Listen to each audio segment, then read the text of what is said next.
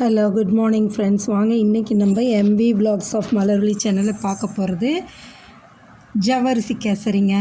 இந்த ஜவ்வரிசி கேசரி எப்படி செய்யலாம்னு நம்ம வீடியோக்குள்ளே போய் பார்க்கலாங்க. அதுக்கு முன்னாடி நம்ம சப்ஸ்கிரைபர்ஸ்க்கும் வியூவர்ஸ்க்கும் ரொம்ப நன்றிங்க. எதுக்குன்னு கேட்டிங்கன்னா, நம்ம நேத்தோட 1000 சப்ஸ்கிரைபர் தாண்டியாச்சுங்க. 1000 சப்ஸ்கிரைபர் வந்திருக்கு. இது எல்லாம் முழுக்க உங்களால் வந்தது தான். அதே போல் 1.25 லட்சம் பேர் நம்ம வீடியோவை பார்த்துருக்காங்க. அதுக்கும் ரொம்ப நன்றிங்க.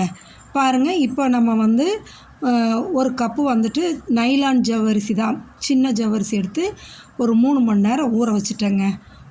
நல்லா கழுவி ஊற வச்சுருக்கேன். பாருங்கள், நீங்கள் மாவு ஜவ்வரிசி எடுத்திங்கன்னா 1 மணி நேரம் ஊற வச்சா போதுங்க. நான் நைலான் ஜவ்வரிசினங்காட்டிக்கு 3 மணி நேரம் ஊற வச்சு எடுத்திருக்கேன்.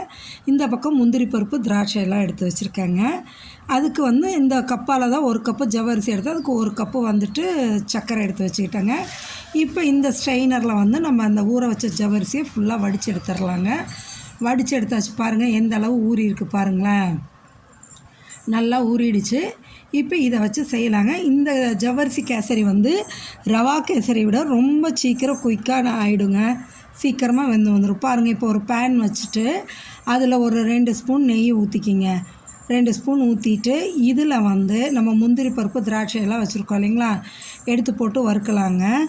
அப்படியே பொறுமையாக வறுத்தெடுங்க. அதோடு நம்மளோட சாய்ஸ் தாங்க, நட்ஸ் எது வேணாலும் சேர்த்திக்கலாம். நான் முதல்ல வெறும் முந்திரி பருப்பு, திராட்சை தான் எடுத்து வச்சேன். அதோடு இப்போ நான் watermelon seed, pumpkin seed, sunflower சீடும் சேர்த்திக்கிறேங்க. அதுலேயும் கொஞ்சம் எடுத்து போட்டுக்கலாம். நம்மளோட சாய்ஸ் எல்லா நட்ஸுமே போட்டு செய்யலாங்க. அதனால் அதையும் எடுத்து இப்போ நான் இதோட ஆட் பண்ணிக்கிறேங்க. சூரியகாந்தி விதை, தர்பூசணி விதை, அதோட பூசணி விதை எல்லாமே போடுறேன். எல்லாமே நல்லது தான், உடம்புக்கும் நல்லது தான். சரிங்களா? இப்போ இந்த வீடியோ நான் பாடுறதெல்லாம் நீங்கள் பார்த்து 1000 சப்ஸ்கிரைபர் நேற்று நம்ம வந்திருக்கோம். இந்த 1000 சப்ஸ்கிரைபர் ஆனது உங்களால் தாங்க. முழுக்க நீங்கள் எல்லாம் பார்த்தங்காட்டிக்கு தான் இவ்வளோ வியூஸும் வந்தது, இவ்வளோ சப்ஸ்கிரைபும் வந்தது. ஸோ இவ்வளோ சப்ஸ்கிரைபருக்கும், எனக்கு அத்தனை சப்ஸ்கிரைபருக்கும் நான் ரொம்ப நன்றி சொல்லிக்கிறேங்க. தொடர்ந்து உங்களோட ஆதரவு எனக்கு தேவைங்க.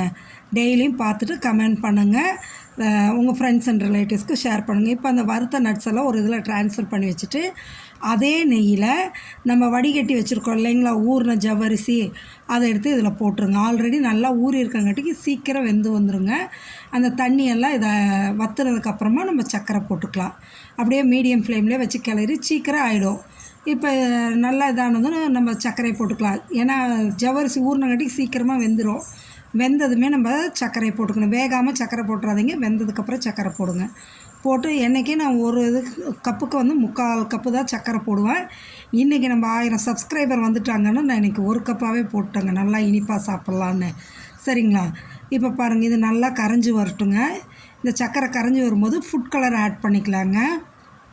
நான் எல்லோ கலர் ஆட் பண்ணியிருக்கேன். நீங்கள் சப்போஸ் ஃபுட் கலர் ஆட் பண்ண வேண்டாம்னு நினச்சிங்கன்னா, குங்குமப்பூ இருந்ததுன்னா ஒரு 2-3 ஸ்ட்ரிங் எடுத்து சூடான பாலில் போட்டு வச்சு எடுத்து போட்டிங்கன்னு வைங்களேன், இந்த கலர் கிடச்சிரும். சரிங்களா?